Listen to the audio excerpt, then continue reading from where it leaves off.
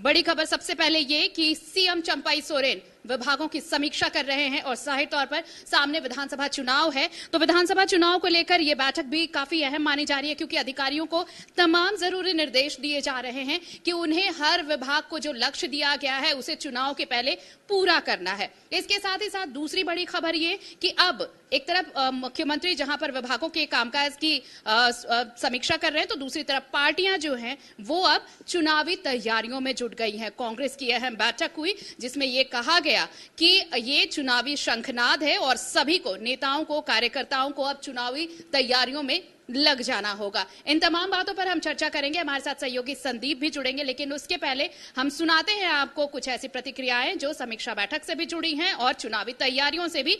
देख लेते हैं एक बार। 5 ट्राइबल सीटों की बात करें तो 4 में हमारी थोड़ी हार हुई, लेकिन 5वां बिल्कुल क्लिफ हैंगर था। वो किसी भी ऊंट वो करवट बदल सकता था। हम सिर्फ 22,000 वोटों से दुमका को हारे, जहां कई राउंड में हम भी आगे रहे। और ऐसे अगर आप पूरे राज्य की बात करें तो 50 सीटों पर भारतीय जनता पार्टी और एनडीए आगे था, और सत्ताधारी गठबंधन जिसके पास वर्तमान में 47-48 विधायकों का समर्थन है, वो सिर्फ 29 सीटों पर सिमट गए, और जबकि इन्होंने पूरा स्थानीय मुद्दे पर चुनाव लड़ा था। तो ये एक इनको झलक दिख गई। हम इसे सेमीफाइनल भी नहीं कहेंगे, इसे तो फाइनल का रिहर्सल कहेंगे। 5-6 महीने बाद जब विधानसभा चुनाव है ना, तो आज तो हमारी बढ़त 50 सीटों पर है, ये कहीं ज़्यादा अंतिम परिणाम में आपको दिखेगा। नहीं, बिल्कुल निश्चित रूप से जिस प्रकार से गांडे विधानसभा की सम्मानित जनता ने कल्पना सोरेन जी को विधायक बना करके सदन भेजने का काम किया है, वो सिर्फ गांडे विधानसभा की ही नहीं, पूरे झारखंड की आवाज बन चुकी है। और झारखंड के साथ साथ अब देश उनको सुन रहा है, उनकी बातों को सुन रहा है। तो निश्चित रूप से गांडे विधानसभा के लोगों के लिए भी ये सौभाग्य की बात है कि झारखंड और देश जिस नेत्री को सुनना चाह रहा है, वो गांडे विधानसभा का नेतृत्व कर रही है। नहीं, बिल्कुल निश्चित रूप से जिस प्रकार से गांडे विधानसभा की सम्मानित जनता ने, तो देखिए अब समीक्षा बैठक हो रही है, दूसरी तरफ चुनावी तैयारियों का भी जोर शोर से चुनावी तैयारियां चल रही हैं। पार्टी नेताओं और कार्यकर्ताओं को निर्देश भी दिए गए हैं। संदीप हमारे साथ सहयोगी जुड़े हैं। संदीप, ये दोनों चीजें अब अहम हैं। एक तरफ सीएम जो है वो विभागों के कामकाज का लेखा जोखा ले रहे हैं, लेकिन दूसरी तरफ पार्टी जो है वो चुनावी तैयारियों में अब जुट गई है। सही कहा, क्योंकि जिस तरह से आचार संहिता लोकसभा चुनाव के बाद समाप्त हो गए हैं, उसके बाद कहीं ना कहीं राज्य के मुख्यमंत्री चंपाई सोरेन भी एक्टिव मोड में नजर आ रहे हैं, और लगातार 2 दिन से जो विभागों की समीक्षा बैठक है उसकी कह सकते हैं मैराथन जो बैठक है शुरू हो गई है। और आपको बताना चाहेंगे कि कल भी इस बैठक का आयोजन, जो समीक्षा बैठक है, प्रोजेक्ट भवन में होना है, और 12 बजे से जो बचे हुए विभाग हैं उनकी समीक्षा करेंगे। यदि आज की बात की जाए तो मुख्यमंत्री कहीं ना कहीं सभी विभागों को लेकर संजीदा है। आज उन्होंने खासकर जो सरकार की महत्वाकांक्षी योजना है अबू आवास योजना, उसको लेके जो अधिकारी हैं उनको दिशा निर्देश दिए हैं, जो डीसी हैं वहां के, कि आप खुद मॉनिटर करें। और जो पहले फेज में लगभग 2 लाख ऐसे लाभुकों को जो अबू आवास योजना का पहला किस्त मिला है, उन्होंने अपने पहले किस्त से काम किया है कि नहीं, इसकी मॉनिटरिंग करने को कहा गया है। हालांकि उसके बाद जो शौचालय की व्यवस्था है, उन आवासों में शौचालय की व्यवस्था हो, इसके लिए भी दिशा निर्देश उन्होंने दिया है। दूसरी तरफ यदि देखें तो सरकार ने मॉडर्न स्कूल का निर्माण कराया है, और पहले फेज में 80 ऐसे मॉडर्न स्कूल का निर्माण सरकार ने संचालित की है बनवाकर, और वहां पे जो सुविधा मिलनी चाहिए या फिर जो शिक्षकों की जो नियुक्ति होनी है, तो बाकी जो शिक्षक है वो वहां पे पढ़ा रहे हैं। सरकार का एक ही मकसद है कि जो प्राइवेट विद्यालयों में शिक्षा बच्चों को मिलती है, वही शिक्षा, गुणवत्तापूर्ण शिक्षा उन मॉडर्न स्कूल, और इसी के लिए तो स्कूल ऑफ एक्सीलेंस बनाया गया है, ये जो कॉन्सेप्ट लाया गया जी। उसी तर्ज पे ये कॉन्सेप्ट है कि जो बच्चे सरकारी विद्यालय में पढ़ते हैं, अब जो पैसे के अभाव में मॉडर्न जो प्राइवेट विद्यालय है वहां नहीं पहुंच पाते हैं, तो उनको वो सारी सुविधाएं और शिक्षा इस एक्सीलेंस जो विद्यालय है सरकार का, उसमें मिले, और यही वजह है कि इसका निर्माण कराया गया। हालांकि पहले फेज में सिर्फ 80 ऐसे विद्यालय का निर्माण किया गया, उसे संचालित किया जा रहा है जहां बच्चे पढ़ रहे हैं। तो इसकी गुणवत्ता को आगे भी बरकरार रखे, ये दिशा निर्देश राज्य के जो उपायुक्त हैं जिले के, उनको दिया गया है कि आप खुद मॉनिटर करें, और वहां पे जो शिक्षक हैं यहाँ पे जो पढ़ाई कैसी हो रही है उनकी मॉनिटरिंग करें। हालांकि इसके अलावा यदि बात करें तो दूसरी तरफ कहीं ना कहीं अब सभी पार्टियां विधानसभा चुनाव की तैयारी में लग गई है और कांग्रेस की आज एक बड़ी बैठक रांची और ये बहुत खास रहा कि इन्होंने जो गुलाम अहमद मीर हैं उन्होंने स्पेशली ये कह दिया कि अब चुनावी शंखनाद हो चुका है, यानी आप तैयारियों में जुट जाइए, सभी कार्यकर्ताओं से ये कहा उन्होंने। जिस तरह से आज की बैठक में उन्होंने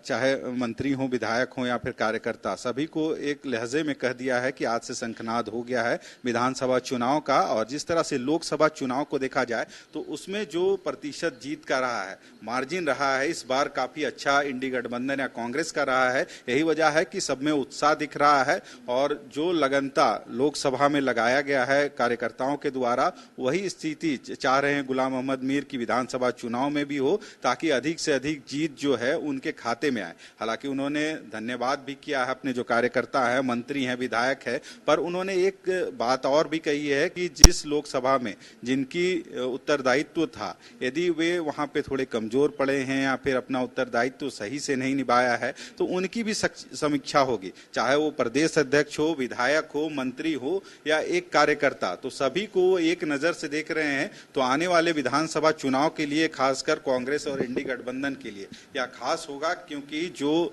दिशा निर्देश आज गुलाम अहमद मीर के द्वारा दिया गया है, उन्होंने जो लहजे में कहा कि जिस तरह से पहले बीजेपी 400 पार के नारे लोकसभा चुनाव के दरमियान कर रहे थे, पर वहां तक पहुंचने से पहले ही उनकी जो रफ्तार है वह धीमी हो गई है और जनता ने उनको माइंडेट दिया है, हम संविधान बचाने के लिए इस चुनाव में लड़े थे, ना कि आंकड़ा। क्योंकि उन्होंने साफ लहजे में कहा कि हमने कभी आंकड़ा नहीं दिया था कि हम इतना सीट जीतेंगे, उन्होंने बेहतर परफॉर्म किया। और दूसरा कि उनका कहना है कि हमने जनता की आवाज पे, उनकी आवाज को लेके जनता तक पहुंचे थे और इस चुनावी लड़ाई में लड़े। ये लोकसभा चुनाव का परिणाम था, लेकिन इसका बहुत ज्यादा इम्पैक्ट संदीप पड़ने वाला विधानसभा चुनाव पे, क्योंकि जिस तरह का रिजल्ट आया उसने मोरल तो बूस्ट किया ही है इंडी गठबंधन के कार्यकर्ताओं का, साथ ही एक मैसेज भी है कि अगर हम थोड़ी मेहनत और करें और जनता की बातें जो कहते आ रही है इंडी गठबंधन के जो नेता और कार्यकर्ता हैं, खासकर जेएमएम हेमंत सोरेन के जेल जाने के बाद जिस तरह मुखर हुआ और जनता के बीच इसी मुद्दे को लेकर गया, इसका बहुत बड़ा फायदा विधानसभा चुनाव में भी मिलेगा।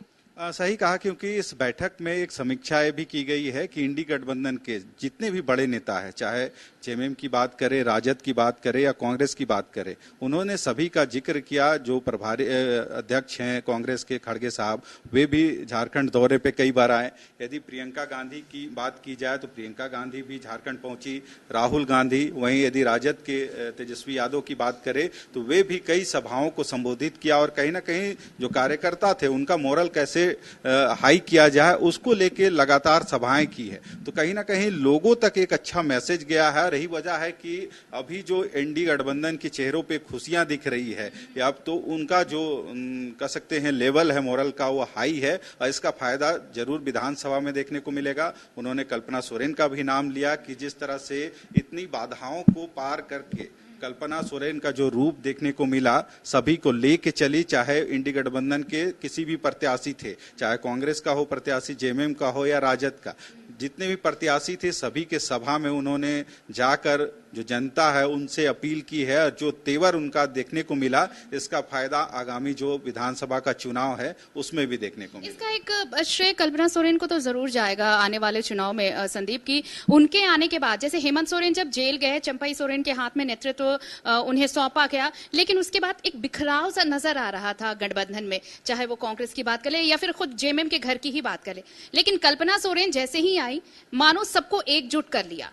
सही कहा, क्योंकि इसका जिक्र आज जो गुलाम अहमद मीर है उन्होंने भी किया। उन्होंने साफ लहजे में किया कि जिस तरह से झारखंड की राजनीति में विपक्ष यानी एनडीए या बीजेपी कह सकते हैं जो घमासान लगाई थी, चाहे सरकार गिराने की कवायद की थी, मंत्रियों को अंदर करवाया, मुख्यमंत्री हेमंत सोरेन को अंदर कराया गया ताकि जो लोकसभा चुनाव है उसमें कुछ ना कुछ रुकावट हो। उसके बावजूद भी जो इंडी गठबंधन का प्रदर्शन रहा, खासकर कल्पना सोरेन की यदि बात करें तो जिस तरह से मुखर उनका आवाज हर एक सभाओं में देखने को मिला। और जैसे होता है ना कि एक जो धागा है उसमें मोती को पिरोने का काम किया, तो वो सही मायने में कल्पना सोरेन ने किया है। चाहे इंडी गठबंधन हो या फिर जेएमएम में लग रहा था कि हेमंत सोरेन के अंदर जेल जाने के बाद क्या जेएमएम उभर पाएगा उससे, या फिर इस चुनाव में उनका क्या नतीजे होंगे, तो सभी को एक सूत्र में पिरोने का काम कल्पना सोरेन ने किया।